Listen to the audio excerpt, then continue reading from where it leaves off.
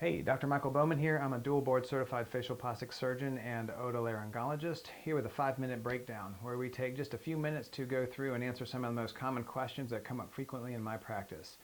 Today's topic, tear trough rejuvenation.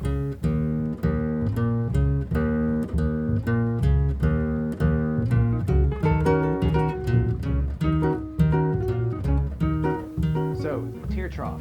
Before we can talk about making it look better, we need to understand what it is. And so the tear trough is this little area in the corner of the eye. It's that little divot that ends up defining where the lower eyelid stops and the cheeks begin. And so if you go back and look at some pictures of yourself perhaps a few years ago, you will see that ideally there's just a nice soft continuous blend going from your lower eyelid down into your cheek. You can't tell where one stops and the next one starts. As we get a little older, we lose some volume in the cheeks, and we tend to start seeing that definition where there's a definite demarcation there. So tear trough rejuvenation is a wonderful way to kind of turn back the clock and really highlight the eyes. Chances are when I'm talking to you, I'm either going to be staring at your eyes or maybe looking at your mouth, but most likely the eyes, especially with all these masks nowadays, the eyes have become even more important. So a little bit of improvement there can go a long ways.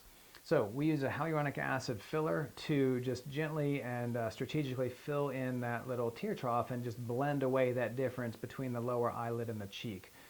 As you would imagine, this is a very delicate area, so you're going to want to make sure that you have a skilled practitioner who knows what they're doing there. There's definite risks, not just bruising and such like that, to working in this area. It requires someone with a skilled touch and a fair bit of practice. We're going to go on in a moment here to a video and take a look at what this looks like. Okay, so here's a few before and afters. You'll notice the softening of the area around the eyes, the camouflage of those bags there. So when we do this, I'll ask the patient to choose a fixed point to look on up on the wall. I want her eyes in a neutral position. You'll notice that if you look up at the ceiling, the prominence of the lower eyelid fat kind of bulges out. If you look down, it minimizes the prominence of the lower eyelid fat, so I want a nice neutral position to help out. We're using a little cannula here. This is blunt tipped. It reduces trauma and pain as well as bruising and swelling afterwards. And usually with one or sometimes two entry points, we can address the entirety of the lower eyelid and just do all the volume that we need to do to blend that lower eyelid into the lower cheek again. All these products do have lidocaine contained in them, so it does numb up the cheek and can make the eyelid feel a little funny for a few minutes afterwards, but it also reduces discomfort.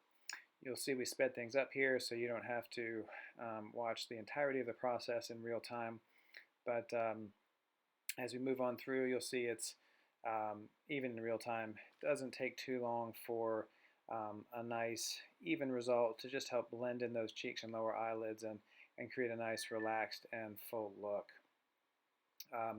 We usually have the patients come back after 2 weeks to check up on everything. Icing can help a little bit, arnica can help with recovery, but generally there's not too much needed. Most people are back at work the next day. So we'll be looking at the before and afters here, and please let me know what you think.